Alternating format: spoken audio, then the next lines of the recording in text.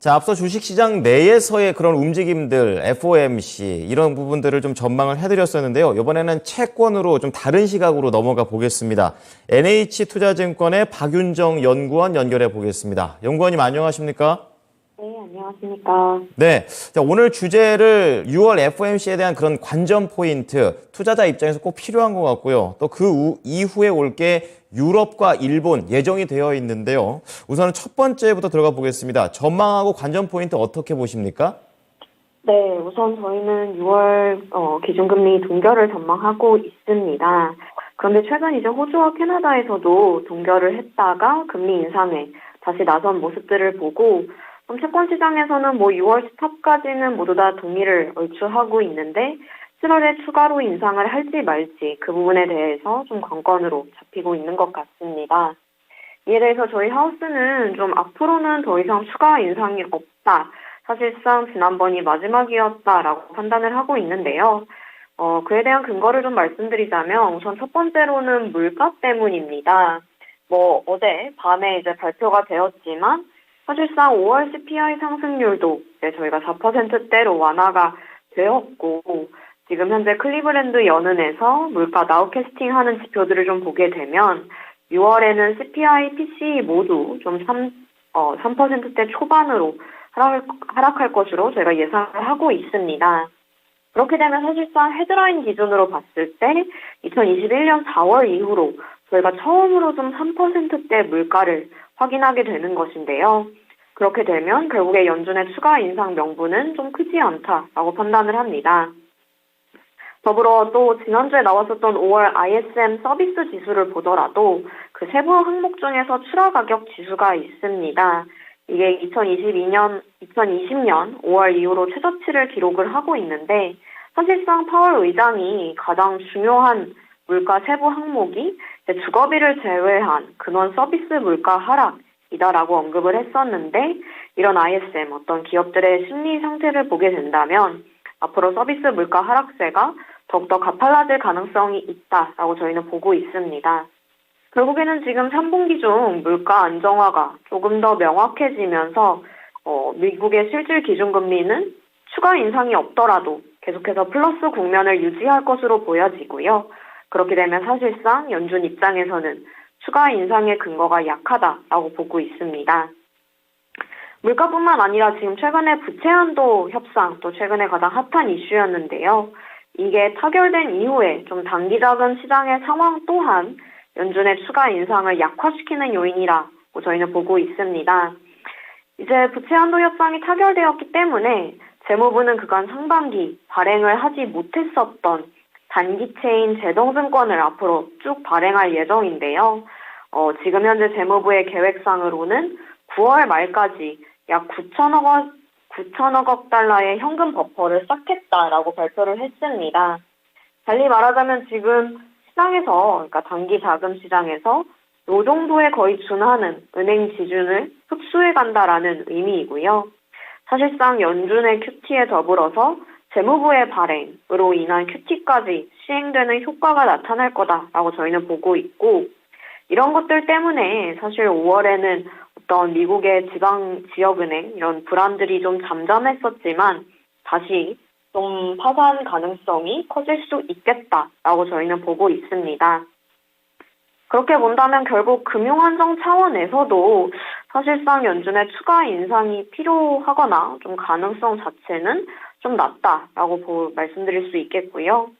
물론 지금 현재 연준이 여기서 끝났다라는 언급은 없을 것으로 보여지고 계속해서 추가 인상은 필요하면 하겠다라는 식으로 열어놓을 거고 당분간 시장도 이에 대한 뭔가 반영하면서 7월에 추가 인상 가능성을 계속해서 가늠하겠지만 결국 저희가 보고 있는 것은 추가 인상이 없다면 현재 미국채 금리가 상승할 때는 채권 투자에 나서시는 것이 좋다라고 저희는 판단하고 있습니다.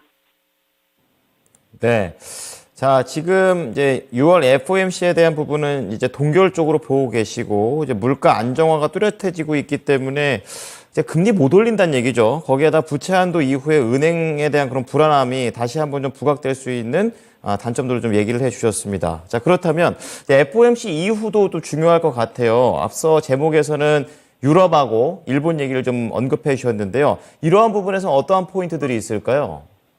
네, 현재 지금 시장 컨센서스로는 6월 22에서 25bp 금리 인상, 그리고 BOJ는 정책 변화가 없을 것으로 좀 예상이 되고 있는데, 실제로 두 회의 모두 저희가 보고 있는 것도 시장 예상에서 좀 크게 벗어나지 않을 거다라고 보고 있습니다. 우선 ECB에 대해서 좀 말씀을 드리자면, 25bp로 추가 인상을 단행을 하고, 그 다음에 지난번 회의에서 이미 암시를 했었던 것처럼 QT 규모를 키울 것으로 예상이 되고, 또 물론 연준과 마찬가지로 추가 인상 가능성을 계속 열어둘 것 같습니다. 다만 지금 이제 유로존인 또한 물가 안정화가 좀 확인이 되고 있는데요. 2달 연속으로 근원 물가의 하락세가 확인이 되었고, 또 최근에 발표되었던 ECB의 소비자 기대 인플레이션도 지금 하락세가 이어지고 있는 상황이라서 사실상 물가 여건에 대한 어떤 갈급함은 많이 줄어들었다라고 보고 있습니다. 반면에 경기 지표에 대한 부담은 오히려 확대되고 있는데요.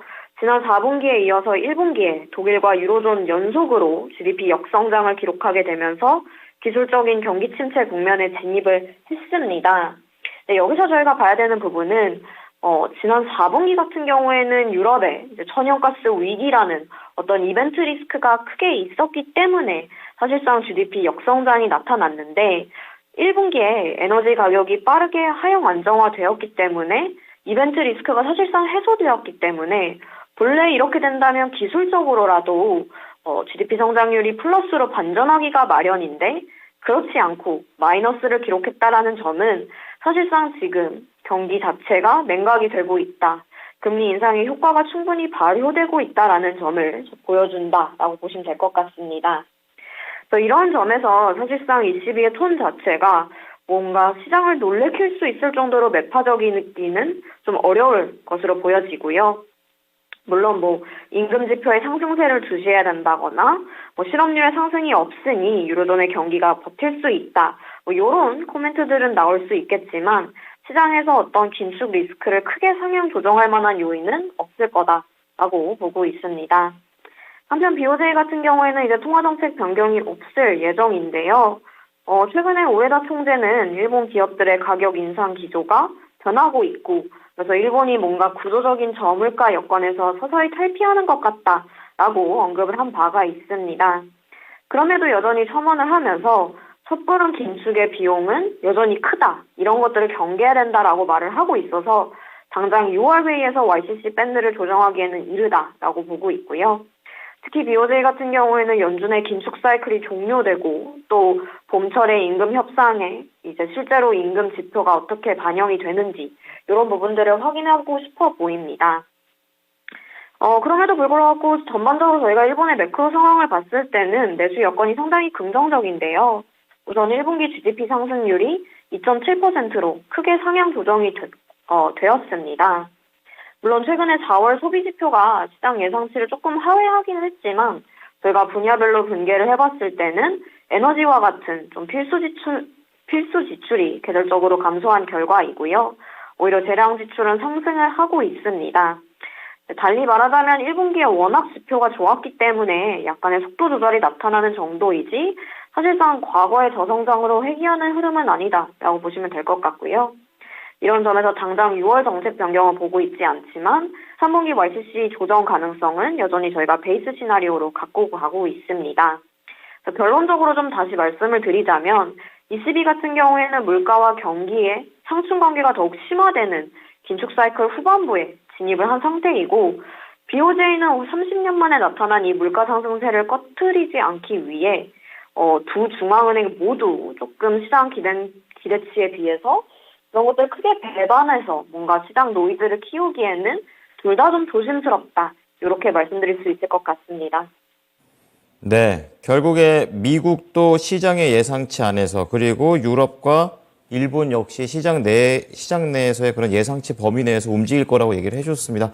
이러한 내용들 앞으로 향후 지표들 나올 때 좀 잘 적용해 보도록 하겠습니다. 감사합니다, 연구원님. 네, 감사합니다. 네, 자 오늘 채권 플로우에서는요 NH투자증권의 박윤정 연구원의 의견을 들어보셨습니다.